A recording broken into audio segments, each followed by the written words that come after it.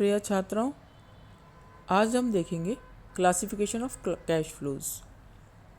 लेखांकन मानक 3 के अंतर्गत जिसे संशोधित किया गया था, उसके अनुसार रोकड़ प्रवाह विवरण में कैश इनफ्लोज और कैश आउटफ्लोज को मुख्य रूप से 3 श्रेणी में बांटा गया है, जिसमें सबसे पहला है परिचालन संबंधी क्रियाएं या ऑपरेटिंग एक्टिविटीज़। परिचालन क्रियाओं से उत्पन्न रोकड़ प्रवाह इस बात को शो करता है कि उपक्रम ने किस सीमा तक व्यवसाय की संचालन क्षमता को बनाए रखने के लिए, लाभांश चुकाने के बाद ऋणों का पुनर्भुगतान करने के लिए तथा बिना बाहरी साधनों से वित्त प्राप्त किए नए विनियोगों के लिए पर्याप्त मात्रा में रोकड़ प्रवाह उत्पन्न किया है।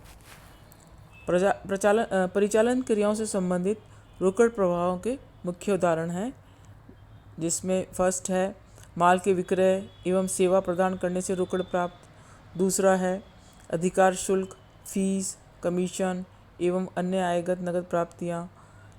इसी प्रकार से माल एवं सेवाओं के पूर्तिकर्ताओं को नकद भुगतान की राशि, कर्मचारियों को एवं उनकी ओर से भुगतान की राशि, बीमा उपक्रम की स्थिति में प्रीमियम, दावों, वार्षिक एवं अन्य लाभों के संबंध में प्राप्त एवं भुगतान की राशि, आयकर का भुगतान एवं वापसी की राशि, जब तक कि वे विशिष्ट वित्तीय एवं विनियोजन क्रियाओं से संबंधित न हो, और अंत में भावी ठेकों, अग्रिम अनुबंधों एवं विकल्प अनुबंधों से संबंधित प्राप्ति एवं भुगतान की राशि, बशर्ते उपक्रम ठेका व्यवसाय में संलग्न हो। तो ये कुछ उदाहरण हैं जो कि परिचालन एक्टिविटीज़ को शो करते हैं। इसके बाद है विनियोजन संबंधी क्रियाएं।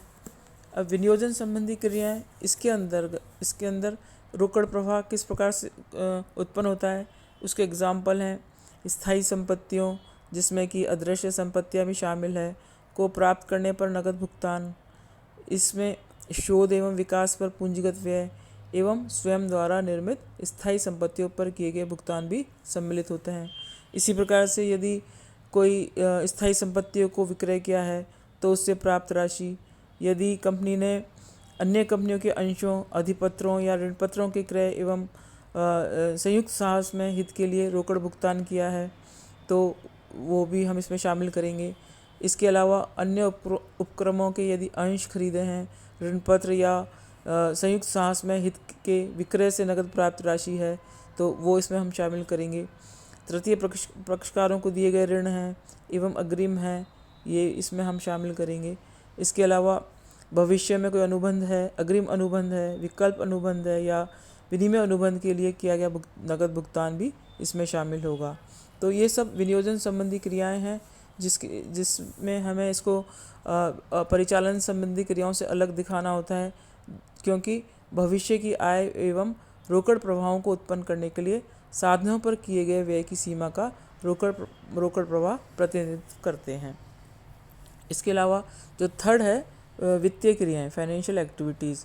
इसके अंदर वित्तीय क्रियाओं से उत्पन्न होने वाले रोकड़ प्रवाहों का पृथक रूप से प्रकटीकरण महत्वपूर्ण है, क्योंकि यह किसी उपक्रम के पूंजी एवं ऋण प्रदान करने वालों को रोकड़ प्रवाह के पूर्वानुमान में सहायक होता है। और इसके कुछ एग्जाम्पल्स हैं अंशों एवं इसी प्रकार की अन्य प्रतिभूतियों के निर्गमन से प्राप्त नकद राशि या ब्याज व्यय लाभांश भुगतान। इसके अलावा बैंक अधिविकर्ष व नकद साख में परिवर्तन और ऋणपत्र, बॉन्ड, नोट्स, ऋण, अन्य अल्प या दीर्घकालीन ऋणों से प्राप्त धनराशि, ये सब हम वित्तीय क्रियाओं में शामिल करते हैं। अब हम इसका एक एग्जाम्पल देखेंगे, या उससे पहले मैं आपको इसका रोकड़ प्रवाह विवरण का प्रारूप समझा देती हूँ कि किस प्रकार से हम इसका प्रारूप बनाते हैं, जिसके अंदर भी 2 मेथड हैं। पहला हम देखेंगे प्रत्यक्ष विधि के अनुसार प्रारूप। ये देखिए, इसके अंदर आपको ये मैंने बताया है, प्रारूप बनाया है। इसके अंदर देखिए, सबसे पहले हम लिखते हैं, अभी हमने देखा cash flows from operating activities. सबसे पहले हम ऊपर नाम लिखेंगे cash flow statement for the year ended, जो भी ईयर है आपका, उसमें cash flows from operating activities. उसमें सबसे पहले ये cash received from customers, cash paid to supplier and employees, cash generated from operations और इनकम टैक्स पेड। इस प्रकार से अगर कोई कैश फ्लो है बिफोर एक्स्ट्रा ऑर्डिनरी आइटम्स, यदि एक्स्ट्रा ऑर्डिनरी आइटम्स है तो उसको अलग से दिखाना है। तो ये जो हमारा कैश आया है ये है बिफोर एक्स्ट्रा ऑर्डिनरी आइटम्स, और यदि कोई एक्स्ट्रा ऑर्डिनरी आइटम्स है तो इसको भी हम जोड़ देंगे। इस प्रकार से ये होगा net cash flow from operating activities. इसके बाद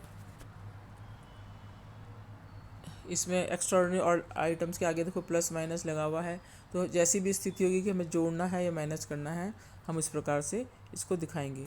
नेक्स्ट है cash flows from investing activities. हमने देखा था कि दूसरी जो क्रिया है वो है इन्वेस्टिंग एक्टिविटीज़। अब इन्वेस्टिंग एक्टिविटीज़ में हमने कौन कौन सी चीज़ें देखी थी कि सेल ऑफ फिक्स एसेट्स, उसको हम लिख देंगे। उस परचेज ऑफ फिक्स एसेट्स है अगर तो वो हम माइनस कर देंगे। Sale of long term investment है तो देखिए ब्रैकेट में, यहाँ पे ब्रैकेट में है इसका मतलब इसको माइनस करना है, ये दिखा हुआ है क्रॉस क्रॉस में ब्रैकेट लगा हुआ है। इसी प्रकार से purchase of long term investments, dividend received, interest received, इस प्रकार से जो कैश फ्लो होगा वो होगा net cash flow from investing activities. इसको हम आउटर कॉलम में दिखा देंगे इस प्रकार से, इसके नीचे ये दूसरा।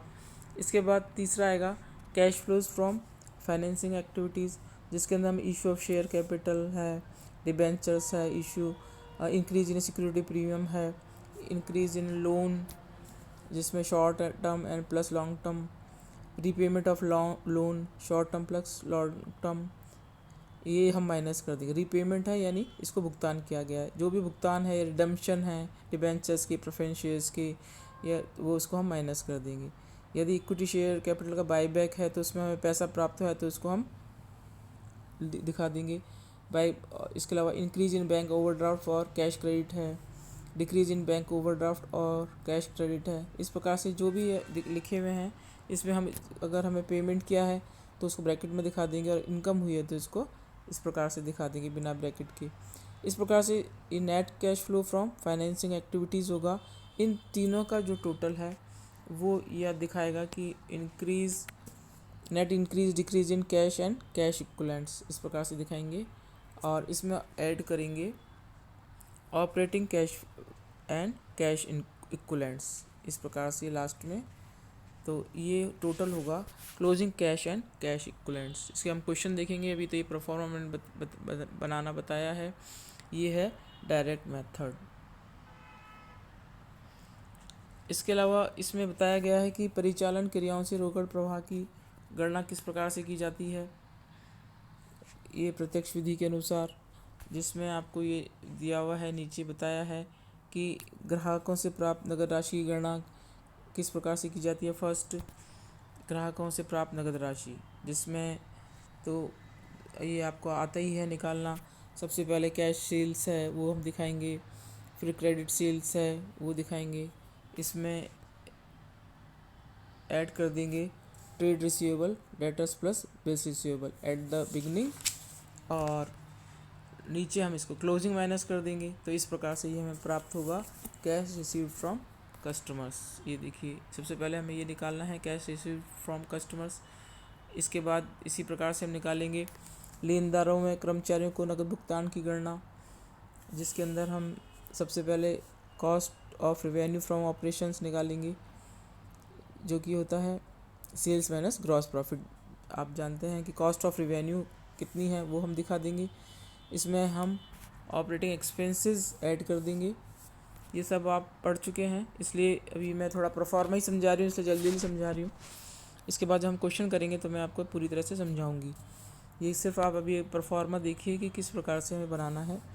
इसके बाद ये हम inventory at the end add करते हैं, prepaid expenses at the end add करते हैं। ये सब चीज़ें ये प्रोफॉर्मा में बताई रखी हैं। इस प्रकार से आपको लेस करने हैं आइटम, और ये हम cash paid to suppliers and employees निकालते हैं इस प्रकार से। नेक्स्ट हम चुकाए गए आयकर की गणना निकालते हैं, जिसके अंदर income tax charge to statement of profit and loss, then इसमें ऐड किया income tax payable at beginning, less करेंगे income tax payable at end, और ये फिर इनकम टैक्स पेड। तो इस प्रकार से हम ये हमारा ये परफॉर्मा है। डायरेक्ट मेथड वाला का परफॉर्मा देखा। इसके अलावा हमने देखा कि संचालन प्रवाह या calculation of cash flow from operation के लिए हमें कौन कौन सी कैलकुलेशंस करने होते हैं। इस प्रकार से ही हम कैलकुलेशन करेंगे। तो इसको आप देखिएगा, इसके बाद हम कल इसके क्वेश्चंस देखेंगे। Thank you students.